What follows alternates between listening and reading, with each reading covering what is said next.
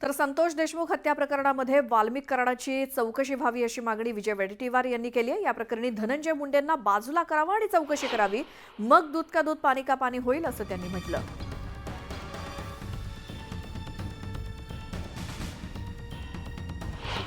त्याला मंत्रिमंडळाच्या बाहेर काढलं पाहिजे आणि मग ही सर्व प्रकारची चौकशी केली पाहिजे। यामध्ये न्यायाधीशाच्या माध्यमातून चौकशी होणं अपेक्षित आहे।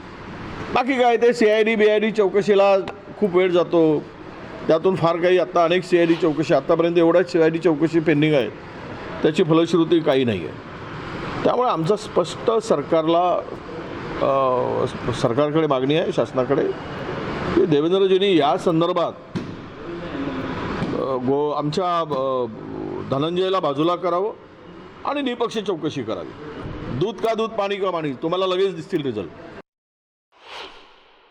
राज्याच्या मुख्यमंत्रींनी आणि अजित पवार साहेबांनी या दोघांनी मिळून त्यांना पहिले मंत्रिमंडळातून काढून आणि नंतर त्या ठिकाणी चौकशी केली तर खऱ्या अर्थानं संतोष देशमुखांचं जी हत्या झाली आणि हा जो वाल्मिकी कराड नावाचा जो माफिया, ज्याच्यावर अनेक केसेस आहेत म्हणून त्याला मी माफिया शब्द वापरतो, आणि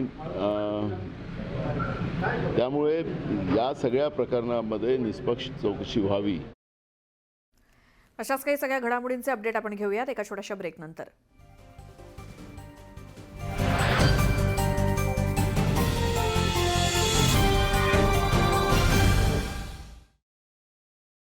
परिसरात नव्यानं तयार करण्यात आलेल्या सिमेंट कॉन्क्रीटच्या रस्त्यावर पुन्हा एकदा कंत्राटदारानं खोदकाम सुरू केलंय।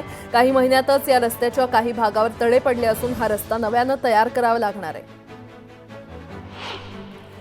भारत प्रथमच स्वदेशी रॉकेटचा वापर करून अंतराळात जैविक प्रयोग करणार आहे। ध्रुवीय उपग्रह प्रक्षेपण यानाचं पुढील प्रक्षेपण अंतराळात एक नव्हे तर 3 जैविक प्रयोग करणार आहे। यामध्ये सजीव पेशी अंतराळात पाठवण्यात येणार आहेत।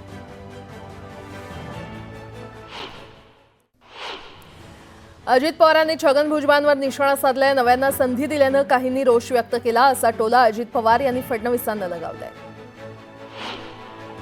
अजित पवारांच्या टोल्याला छगन भुजबळांनी प्रत्युत्तर दिलंय। नव्यांनाच संधी द्यायची होती तर मला निवडणुकीत उभंच का केलं असा सवाल छगन भुजबळांनी अजित पवार यांना विचारलाय। छगन भुजबळ नसते तर राष्ट्रवादीची स्थापना झाली नसती। छगन भुजबळांचा आवाज दाबण्याचा प्रयत्न झाल्यानं संपूर्ण ओबीसी समाजात नाराजी आहे असं वक्तव्य प्रकाश शेंडगेंनी केलंय। तर सरकारनं पुनर्विचार करून त्यांना पुन्हा मंत्रिमंडळात द्यावं अशी मागणी देखील करण्यात आली आहे। ओबीसी नेते छगन भुजबळांसाठी एकवटलेले आहेत। बिनकामाचे मंत्रिमंडळात घेऊन कामाचा नेता मात्र बाहेर बसवलाय असा हल्लाबोल ओबीसी नेत्यांनी केलाय। तर भुजबळांसाठी रस्त्यावर उतरण्याचा इशारा ओबीसी नेत्यांनी दिलाय।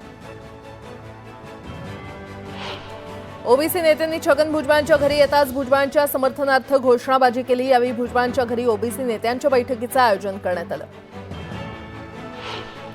अजित पवार यांच्यावर कुणीही टीका केली तर मी ती खपवून घेणार नाही असा थेट इशारा नवनियुक्त कृषी मंत्री माणिकराव कोकाटे यांनी छगन भुजबळांना दिलाय। छगन भुजबळ साहेब नाराज आहेत ही वस्तुस्थिती आहे, मात्र ते भाजपमध्ये येतील की नाही याबाबतचा सर्वस्वी निर्णय घेण्याचा अधिकार देवेंद्र फडणवीस घेतील असं वक्तव्य गिरीश महाजन यांनी केलंय। उद्धव ठाकरे आणि राज ठाकरे यांच्या भेटीवर नाना पटोले यांनी वक्तव्य केलंय। कोण कुणाला भेटतंय यापेक्षा जनतेचे प्रश्न काँग्रेससाठी महत्त्वाचे आहेत असा खोचक टोला नाना पटोले यांनी लगावलाय।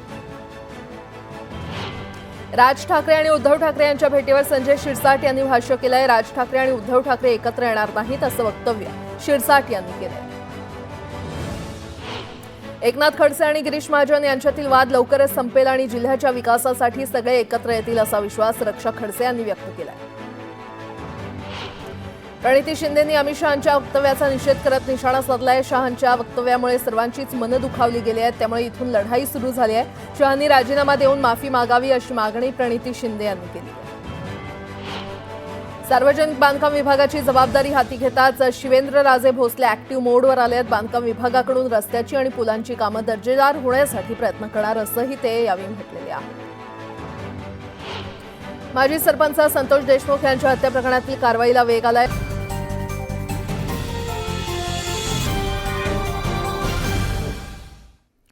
ब्रेक नंतर स्वागत दुपारच्या बातम्यांमध्ये। आणि आता बातमी पुण्यामध्ये एका मद्यधुंद डंपर चालकानं फुटपाथवरच्या 9 जणांना चिरडलं। या भीषण अपघातामध्ये तिघांचा जागीच मृत्यू झालाय. मृतांमध्ये 2 बालकांचा समावेश आहे तर इतर 6 जणांची प्रकृती गंभीर आहे. त्यांच्यावर रुग्णालयात उपचार सुरू आहेत. दरम्यान डंपर चालक हा मद्यधुंद अवस्थेत होता आणि अशी प्राथमिक माहिती मिळाली आहे. या अपघातामध्ये जखमी झालेले सगळे कामगार आहेत आणि रविवारी रात्रीच ते अमरावतीवरून पुण्यामध्ये कामासाठी आले होते. फुटपाथवरती एकूण 12 जण झोपले होते आणि इतर सगळेजण फुटपाथच्या शेजारच्या झोपडीमध्ये झोपले होते. मध्यरात्री 12:30च्या सुमारास हा भीषण अपघात झाला. डंपर चालकाला पोलिसांनी अटक केली आणि सदोष मनुष्यवधाचा गुन्हा दाखल केलाय.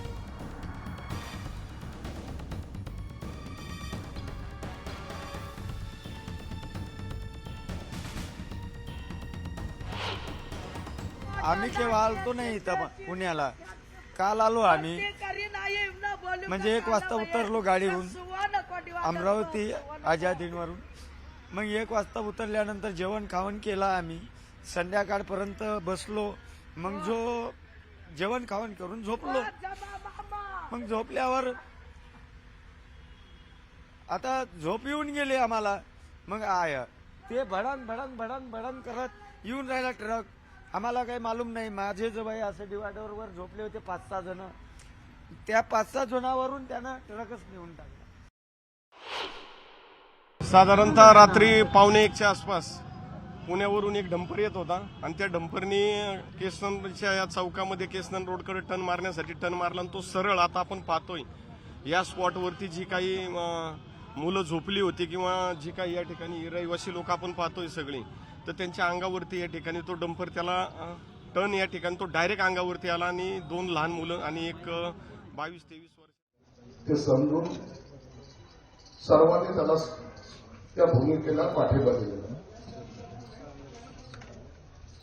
सरकार काय करतं, सरकार काय त्याच्यावर ऍक्शन घेते हे सर्वांना तुम्हाला माहिती आहे.